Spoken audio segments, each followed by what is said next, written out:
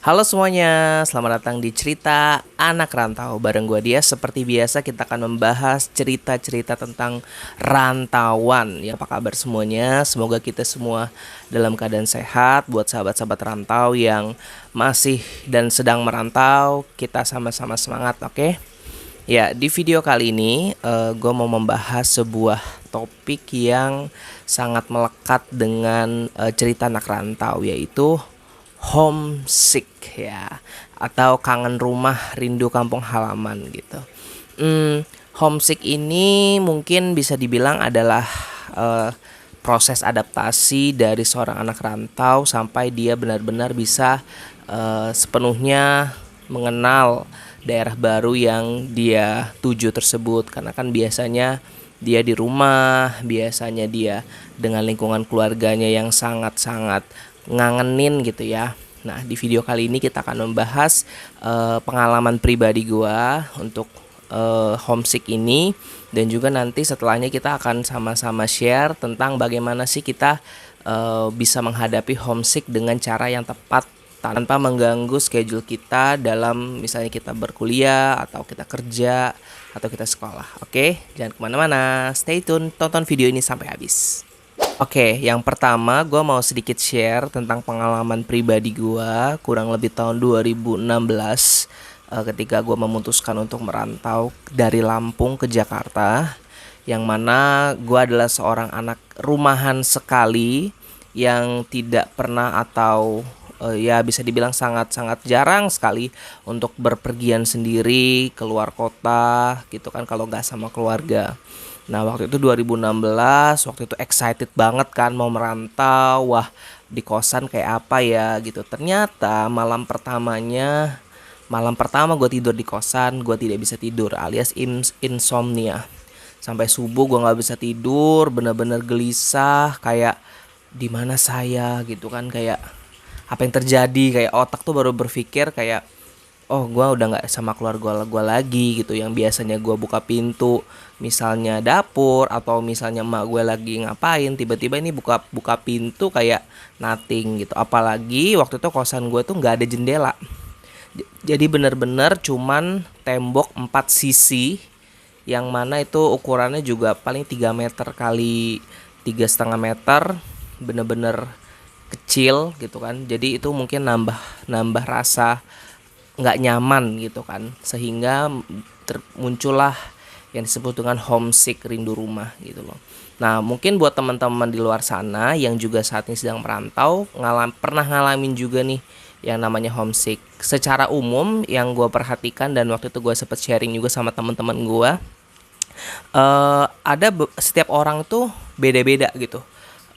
Apa namanya, gejala homesicknya. Ada yang anxiety atau kayak kegelisahan gitu ya. Jadi bawaannya tuh kayak gelisah gitu kan, kayak khawatir gitu. Ada juga yang dia rasanya tuh takut gitu, kok kayaknya takut ya gitu ya. Misalnya takut keluar, takut misalnya takut bersosialisasi gitu kan. Ada overthinking juga yang ketiga gitu kan, kayaknya tuh nanti kalau misalnya gua ketemu sama orang ini gimana ya, atau misalnya kalau gua ketemu sama orang yang gak bener gimana ya. Nah, terus ada juga biasanya insomnia juga seperti yang gua alami. Terus juga biasanya kayak lemes gitu, kayak mager, tapi ini magernya tuh bukan karena lu mau main game atau enggak, tapi ini kayak males yang kayak bener-bener tuh gue nggak mau kemana-mana deh gitu, kayak gue udah deh, gue stay quiet aja, gue diem aja gitu. Nah, itu mungkin gejala-gejala homesick ya, yang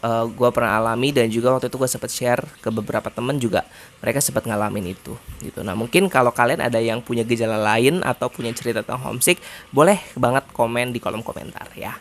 Dari penjelasan homesick yang tadi, ada beberapa tips yang gue mau share ke teman-teman sobat rantau yang mungkin hari-hari ini sedang mengalami homesick awal karena baru saja merantau dan masih rindu-rindunya sama kampung halaman, sama keluarga, suasana rumah dan lain sebagainya. Don't be afraid, you're not alone. Kalian gak sendirian.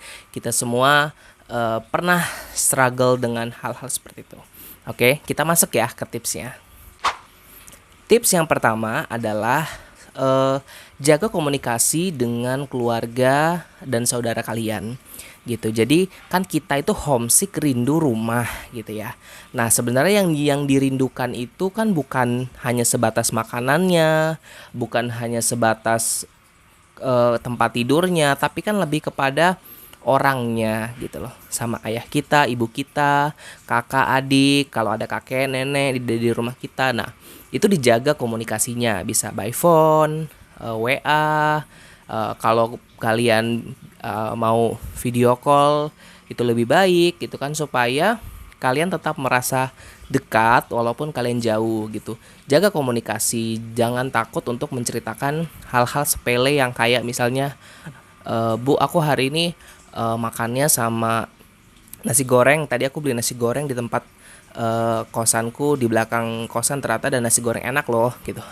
Hal-hal yang apa ya, sebenarnya sederhana seperti itu, ketika di-share itu menurut aku pribadi membantu untuk melepaskan kekangenan, kerinduan kepada rumah, kepada keluarga gitu. Kalau misalnya kita punya saudara, dijaga Dek, lu lagi ngapain misalnya gitu, gua gabut nih misalnya gitu kan, temenin gua dong, apa namanya, WA-an misalnya gitu kan. Itu jangan takut gitu kan, justru itu adalah first shelter kita ketika kita lagi homesick atau rindu rumah gitu. Kayak gue waktu itu, gue hampir setiap saat ketika gue mulai kayak ada anxiety, kayak kegelisahan, gue gelisah nih, kayak gue langsung chat, gue langsung nelpon mama gue kayak, mam lagi ngapain hari ini, masak apa, gimana adik gitu kan, apa gimana rumah gitu kan, supaya kita itu tadi, walaupun kita jauh kita merasa dekat. Oke, yang pertama jangan lupa untuk tetap jaga komunikasi, keep in touch sama keluarga kalian. Tips nomor 2 adalah explore area sekitar kosan kalian, atau area tempat kerja kalian, atau area tempat kalian misalnya studi untuk merantaunya gitu kan. Dieksplor aja wilayah sekitarnya, misalnya di kosan kalian, di samping, di area kanan kosan kalian tuh ada apa sih, atau di area kirinya tuh ada apa. Jangan takut untuk mencoba hal baru, kayak misalnya datengin, kalau ada itu penjual makanan ya coba aja makanannya, kalau itu ada pasar coba aja lihat-lihat ke situ gitu kan. Itu membantu kita untuk beradaptasi dengan lingkungan yang baru gitu. Kalau kita sudah tahu lokasi atau area di sekitar kita tuh ada apa aja, it helps a lot. Itu sangat membantu untuk kita cepat beradaptasi. Oke. Tips yang ketiga adalah join community. Jadi kalau misalnya kalian perantau yang cukup single fighter, yang mana kalian nggak punya saudara dekat banget di wilayah rantauan kalian, I suggest you untuk find community. Boleh apapun selama itu positif ya. Misalnya kayak kalian misalnya hobi main futsal, ya udah join aja community futsal. Misalnya kalau kalian kuliah ini biasanya ya, himpunan mahasiswa atau kayak kegiatan-kegiatan apa ekstrakurikuler ya, kalau sekolah tuh gue lupa namanya apa. Jadi kalian join aja gitu. Misalnya kalian hobi futsal, kalau kalian hobi komputer, melukis, nyanyi, itu kan pasti ada beberapa komunitasnya tuh. Kalian ikut aja. Kalau kalian mau komunitas-komunitas spiritual, boleh juga gitu. Kalian misalnya yang Kristen, misalnya kalian ke gereja atau Katolik, pasti kan mereka punya komunitasnya sendiri. Kalau yang Muslim mungkin kalian bisa find your own community juga di dalam masjid terdekat dan lain sebagainya gitu. Jadi komunitas itu membantu kalian juga untuk satu, lebih bisa bersosialisasi dengan orang baru, dan kedua juga itu membantu menyalurkan hal-hal positif yang ada di dalam kalian gitu. Jadi instead of memikirkan homesick yang akhirnya overthinking, lebih baik kalian explore diri kalian dan menyalurkan energi kalian untuk hal-hal yang positif. Oke? Tips yang keempat adalah menurut aku increase wawasan kalian tentang rantauan, increase wawasan kalian tentang mental health issue, increase pengetahuan kalian tentang bagaimana caranya survival mode di kota orang, di tempat baru, bagaimana caranya bisa beradaptasi lebih lagi ya.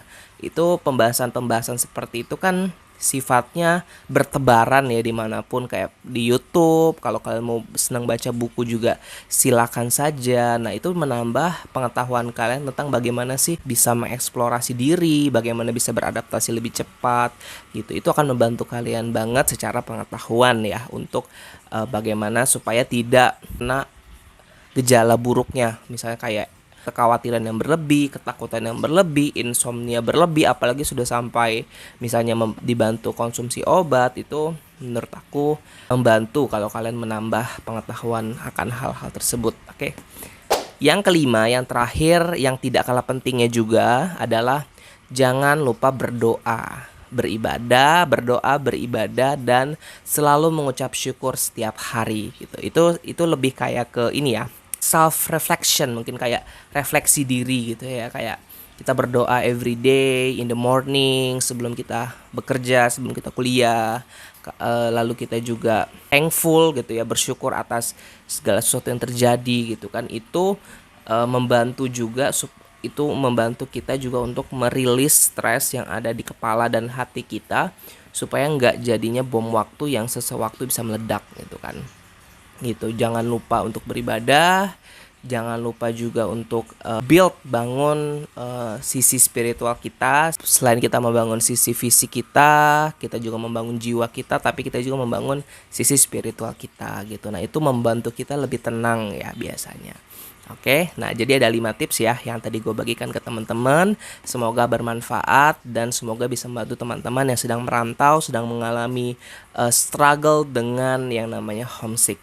Oke, jadi yang pertama tadi jangan lupa untuk berkomunikasi selalu. Yang kedua juga tadi adalah explore tempat baru kalian. Yang ketiga adalah find your community, temukan komunitas yang tepat buat kalian supaya kalian juga bisa bersosialisasi dengan baik. Yang keempat adalah increase, tambahkan pengetahuan kalian tentang survival mode, lalu juga pengembangan diri, lalu juga mental health issue, itu kalian harus tambahin. Yang terakhir adalah jangan lupa untuk berdoa, bersyukur, dan juga beribadah. Oke, semoga 5 tips ini bermanfaat buat kalian sobat rantauan dimanapun kalian berada. Itu dia sharing tips, sedikit pengalaman tentang homesick. Jangan takut untuk berkata kangen, jangan takut untuk berkata rindu kepada keluarga, jangan sungkan untuk share. Misalnya kalau kalian homesick kepada keluarga kalian atau teman terdekat kalian yang kalian sudah percayai, dan you're not alone, kalian tidak sendiri. Kita semua sebagai pejuang-pejuang rantauan pasti mengalami hal yang sama. Oh iya, terakhir biasanya homesick itu beda-beda sih ya. Kalau pengalaman gue pribadi, homesick gue tuh 3 bulan pertama. 3 bulan pertama itu bener-bener struggle banget sampai gue nggak bisa kemana-mana. Lalu setelah 3 bulan selanjutnya itu gue baru bisa mulai jalan-jalan sendiri, pergi-pergi sendiri. Itu gue mulai berani. Tapi 3 bulan pertama tuh bener-bener gue cuman kayak ngampus kosan aja, karena saking nggak beraninya dan terbatasnya gitu kan. Tapi lama-lama juga terbiasa. Nah, setiap orang punya period homesick yang berbeda-beda. Mungkin itu dia video kita pada hari ini.